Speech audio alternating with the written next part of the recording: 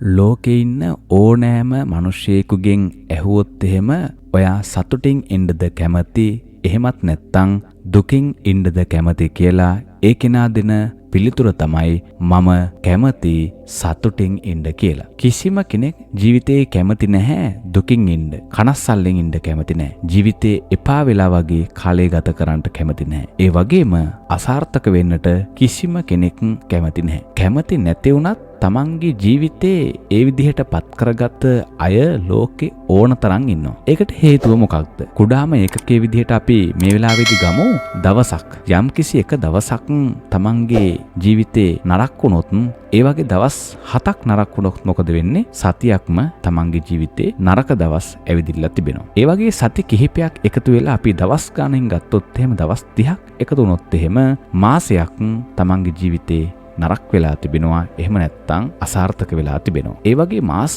12ක් අසාර්ථක වුණොත් මොකද වෙන්නේ? අවුරුද්දක්ම ඔබේ ජීවිතය අසාර්ථක වෙලා තිබෙනවා. ඒ වගේ අවුරුදු 5ක් 10ක් 15ක්ද 20ක්ද ඔය විදිහට වර්ෂ ගාණක් ගියත් තමන්ගේ ජීවිතය අසාර්ථකයි. එහෙමනම් මේකට හේතුව මොකක්ද? ඕනෑම දෙයක තිබෙනවා පිළිවෙලක්. ඒ පිළිවෙලට කරේ නැත්නම් ඒ කිසිම දෙයක් සාර්ථකමත් කරගන්න පුළුවන්කමක් ලැබෙන්නේ නැහැ. එහෙමනම් අපි ඉගෙන ගන්න ඕන පළවෙනි දේ තමයි මොකක්ද මේ පිළිවෙල? කොහොමද අපේ ජීවිතේ දවසක් සාර්ථක කරගන්නේ? මේ දේ ඉගෙන ගන්න පුළුවන් නම් ඔයාගේ ජීවිතේ මාස අවුරුදු සාර්ථක කරගන්නට හැකියාව පවතිනවා. අද අපි විද්‍යාත්මකව කතා කරමු කොහොමද තමන්ගේ දවස ජයග්‍රාහී වාසනාවන්ත දවසක් බවට පත් කරගන්නේ කියලා. මිනිස්සු හුරු වෙලා ඉන්නවා උදේ පාන්දර තමන්ගේ ඉස්සරහට දකින මනුෂ්‍යයා දිහා බලලා තමන්ගේ ජීවිතේ ඒ දවස තීරණය කරන්න. උදාහරණයක් විදිහට මෙහෙම හිතන්නකෝ. ඔයගොල්ලෝ උදේ නැගිටලා එළියට ගියාට පස්සේ ඔයාලා දකින්නේ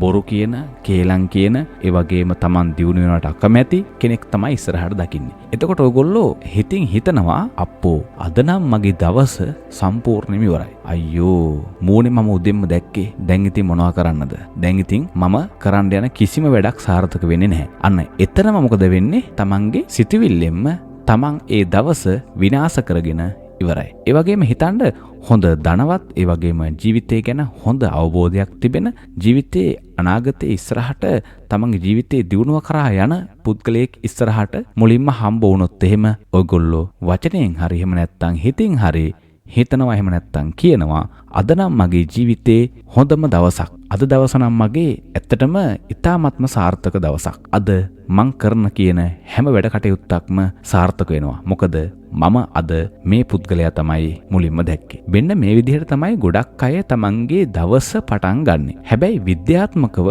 මේක මෙහෙම වෙන්නේ නැහැ. මේක වෙන දෙයක් නෙමෙයි. මේක කරන්න ඕන දෙයක්. ඉබේ සිද්ධ වෙන්නේ නැහැ ලෝකෙ කිසිම දෙයක්. යම්කිසි පිළිවෙලක් තිබෙනවා, ක්‍රියාපටිපාටියක් තිබෙනවා. ඉතින් මම ලෝකයේ පිළිබඳව කතා කරන්න යන්නේ නැහැ. මම මේ වීඩියෝ එකෙන් කතා කරන්නේ ඔබගේ දවස කොහොමද සාර්ථකමත් කරගන්නේ. එක දවසක් සාර්ථකමත් කරගන්නවා කියලා කියන්නේ ජීවිතේ ඉතුරු කාල සීමාවම සාර්ථකමත් කරගන්නවා කියන එකට.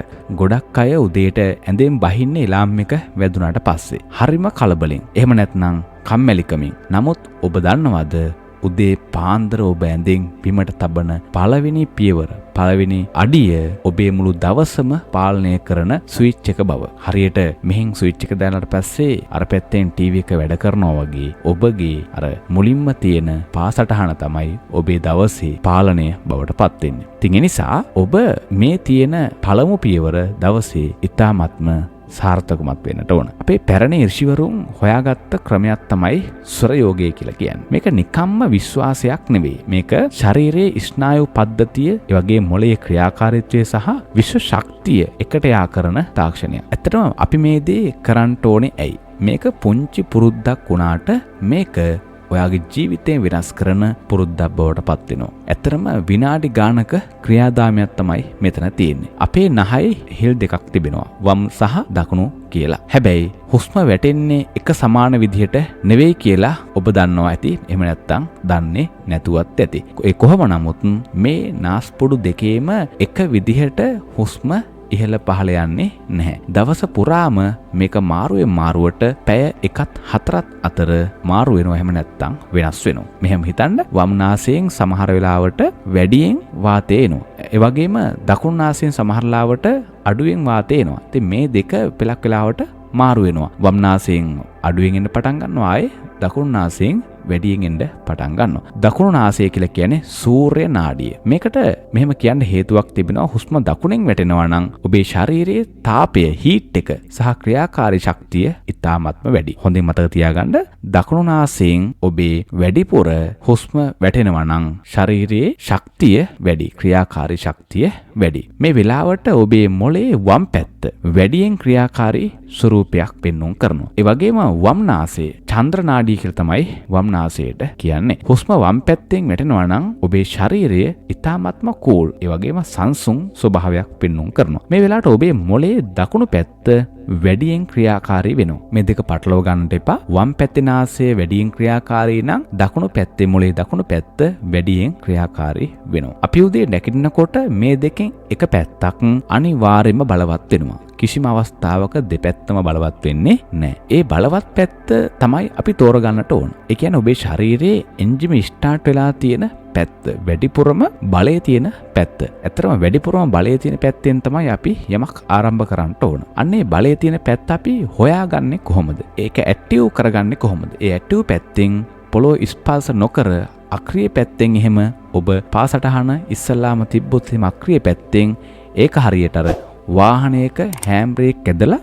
තියෙනකොට රේස් කරනවා වගේ වැඩක්. කිසිම වෙලාවක අර තමන් කොච්චර රේස් කරත් තමන් කොච්චර රේස් කරත් වාහනේ අදින්නේ නැහැ. ඉතින් අන්න ඒ වගේ තමයි තමන් මුලින්ම තියෙන පාසටහන හරියට තියාගත්තේ නැත්නම් ඇඳෙන් බහිනවා නම් එහෙම නැත්නම් බිම නිදා ගන්න කෙනෙක් වෙන්නත් පුළුවන්. එහෙම නැත්නම් ඇදක නිදා ගන්න කෙනෙක් වෙන්න පුළුවන් අද කාලේ ගොඩක් වෙලාවට. ඉතින් ඒකේ නා ඉස්සල්ලාම පොළොවට තියෙන පාසටහන තමයි දවසේ හොඳම ස්ටාර්ට් එක බවට පත් වෙන්නේ, හොඳම ආරම්භය බවට පත් වෙන්නේ. එදා දවසම ඔබට මහන්සි ස්වභාවයක් පෙන්වුම් කරනවා. කලකිරීම වැඩි වෙනවා, වැඩ අසාර්ථක වෙනවා. ඔබ හරි පැත්ත තෝරගෙන පොළොව ස්පර්ශ කරේ නැත්නම් එහෙම. කොහොමද මේක හරියටම හොයාගන්නේ? ඇත්තටම නාස්පුඩු දෙකේ වැඩියෙන්ම වාතය පිට වෙන නාස්පුඩුව කොහොමද හොයාගන්නේ කියන එක පිළිබඳව. ඒක පිළිබඳව අපි හරියට දැනගත්තොත් එහෙම ඔයාගේ දවස සුබ කරගන්නට පුළුවන්. නිවැරදිව දවස පටන් ගන්න මෙන්න මෙහෙමයි. පාසල යන කෙනෙක් වෙන්නට පුළුවන්, රැකියාව සඳහා පිටත් වෙලා යන කෙනෙක් වෙන්නට පුළුවන්. ඒ වගේම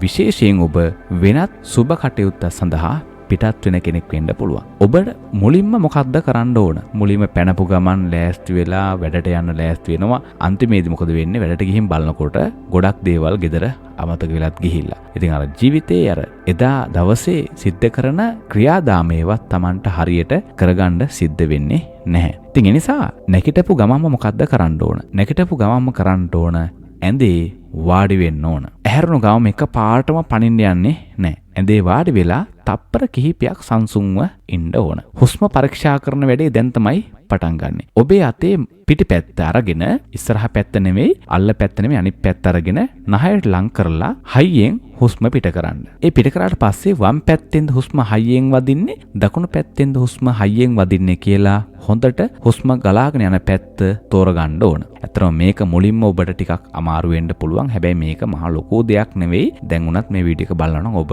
ටිකක් මේක ස්ටොප් කරලා මේ විදිහට කරලා බලන්න. අත අනිත් පැත්ත හරවලා නහයට ලං කරලා හයියෙන් හුස්ම පිට කරලා බලන්න මොන පැත්තෙන්ද වැඩිපුරම හුස්ම පිට වෙන්නේ කියලා. ශක්ති ගලපන විදිය. ඔබේ හුස්ම හොඳටම එන්නේ දකුණු පැත්තෙන් නම් දකුණු කකුල අරගෙන මුලින්ම පොළවේ තියන්න පුළුවන්. අන්න ඔබ ඒ දවස පටන් ගන්නකොට හැමදාම දකුණු කකුල පෙරට තියලවත් වම් කකුල පෙරට තියලවත් ඒ විදිහට කරන්නේ නැහැ. ඒ වෙලාවේ ඔබේ වැඩ කරන්නේ දකුණු නාසයේද වම් නාසයේද? අන්න ඒ දෙකේ තිබෙන හුස්ම වැඩියෙන් පිට වෙන එක බලලා තමයි ඒ පැත්ත තෝරගෙන තමයි ඔබ වම් හෝ දකුණු කකුල ඉස්සරහෙන් තියලා පොළොව ස්පර්ශ කරන්නේ. එහෙමනම් ඔබේ වම් නාසයෙන් වැඩිපුරම හුස්ම හයියෙන් වැටෙනවා නම් ඔබ අන්නේ වම් පැත්තේ කකුල තමයි මුලින්ම පොළොවට තියන්න ඕන. ඔබේ හුස්ම හොඳට මෙන්නේ වම් පැත්තෙන් නම් වම් කකුල අරගෙන මුලින්ම පොළොවේ තියන්නට ඕන. ඔබ හුස්ම එන පැත්තේ අතින් ඒ පැත්තේම මූණ අත ගාලා ඊට පස්සේ කකුල තියන්න පුළුවන් නම් ප්‍රතිඵල තවත් බරපතල වෙනවා. ඉතින් ඒ නිසා මේ දේවල් නිකන් හිතලුවක්වත් ඒ වගේම මේ දේවල් නිකන් කෙම් ක්‍රමයක්වත් කියලා හිතන්නට එපා. මේක විශ්වයේ තිබෙන ශක්තිය Taman තුලට ඇද බැඳ ගන්නා ක්‍රමයේ පිළිබඳව කියන පිළිවෙල. පොළොවට ගරු කරන්න ඕන. කකුල බිම තියෙන ගමන් හිතින් දවස ඔබ සුබ වෙන විදිහේ වාක්‍යයක් හදාගන්නට ඕන. ඔබ මෙන්න මෙහෙම කියන්නට ඕන. අද දවස සුබ දවසක් වේවා. අද මගේ හැම කටයුත්තක්ම සාර්ථක වේවා කියලා ප්‍රාර්ථනා කරන්න ඕන. මහී කාන්තාවට ස්තුති වේවා කියලා ප්‍රාර්ථනා කරන්න ඕන. ශරීරයේ තියෙන ස්ථිතික විද්‍යුතය මේ හරහා පොළොවට සමතුලිත වෙනවා. ඒ හරහා ඔබට නිතැතින්ම ඔබේ ජීවිතේ සාර්ථකත්වය කරා ගමන් කරන්නට අවශ්‍ය කරන පසුබිම සකස් කරලා දෙනවා. දවස පුරාම මනස නිරවුල්ව තියාගන්න පුළුවන් වෙනවා වෙන්න මේ ක්‍රියාදාමය ඔබ නිවැරදිව සිද්ධ කරනවා නම්. ඒ වගේම ඔබ කරන වැඩවලට විශ්ව ශක්තියේ සහයෝගය ලැබෙනවා. අනතුරු බාධා සහ අනවශ්‍ය ප්‍රශ්න ඔබට එන්නේ නැහැ. ඒවා මග හැරෙනවා. මේ ක්‍රියාදාමයේ ඇත්ත වශයෙන්ම ඉතාමත්ම සරලයි. මම මුලින් සඳහන් කළේ ඒකයි විනාඩියක්වත් යන්නේ නැහැ මේ දේවල් ඔබට කරන්න ඇත්තටම. ඉතින් මේ දේ නිවැරදිව දවසේ සිද්ධ කරනවා නම් මුලින්ම ඔබට ප්‍රතිඵල ඉතාමත්ම ප්‍රබලව ලබා ගන්න පුළුවන්. පුංචි දෙයක් වුණාට ප්‍රතිඵල ප්‍රබලයි. මේ පුරුද්ද අදම පටන් ගන්න ජීවිතේ පුංචි වෙනස්කම් වලින් තමයි ලොකු ජයග්‍රහණ පටන් ගන්න. ඉතින් ඒ නිසා පුංචි දෙයක් කියලා අතහරින්නට එපා. ජීවිතේ හොඳ දවසක් තියෙනවා කියලා කියන්නේ ඒ හොඳ දවස් 7ක් එකතු වෙලා හොඳ සතියක් නිර්මාණය වෙනවා. හොඳ සති කිහිපයක් එකතු වෙලා දවස් 30ක් හෝ 31ක් එකතු වෙලා හොඳ මාසයක් නිර්මාණය වෙනවා. හොඳ මාස 12ක් එකතු වෙලා අවුරුද්දක් නිර්මාණය වෙනවා. අවුරුදු කිහිපයක් එකතු වෙලා හොඳ ජීවිතයක් ඔබට උදා කරලා දෙනවා. මේකේ අනිත් පැත්තත් මෙහෙමම තමයි. ඔබ මේ දේවල් සිද්ධ කරන්නේ නැතුව නිකන් ඔහේ ජීවිතේ අරන් යන කෙනෙක් නම් ඔබට ඔබේ ජීවිතයෙන් බලාපොරොත්තු වෙන්න අවශ්‍ය වෙන්නේත් අන්න ඒ වගේ නරක ප්‍රතිඵලමයි. ගොඩක් ලෝකේ ඉස්සරහට දියුණු වෙච්ච මිනිස්සු මේ දේවල් හරියට කරලා තියෙනවා. මේ දේවල් පුංචි දේවල් වුණාට ඒ දේවල් ඒ අය තමන්ගේ ජීවිතයට අරගෙන තමන්ගේ ජීවිතේම සාර්ථකමත් භාවයට පත් කරගෙන තිබෙනවා. ඉතින් ඒ නිසා ඔබත් මේ දේ අදම පටන් ගන්න, අදම පටන් අරගෙන ඔයාගේ ජීවිතේ සාර්ථක වෙන්නට අවශ්‍ය කරන අඩිතාලම සකස් කරගන්නට කියලා මතක් කරනවා. ඉතින් ඔබට පුළුවන් channel එක subscribe කර නැත්නම් අනිවාර්යයෙන්ම subscribe කරලා තියාගන්න කියලා මතක් කරනවා. ඔබේ ජීවිතේ ਸਰව ප්‍රකාරයෙන්ම සාර්ථකමත් භාවයට පත් කරගන්නට හේතු වේවා කියලා ප්‍රාර්ථනා කරනවා. ඔබට තෙරුවන් සරණයි. සියලු දිවි රැකවරණය කියලා ප්‍රාර්ථනා කරනවා.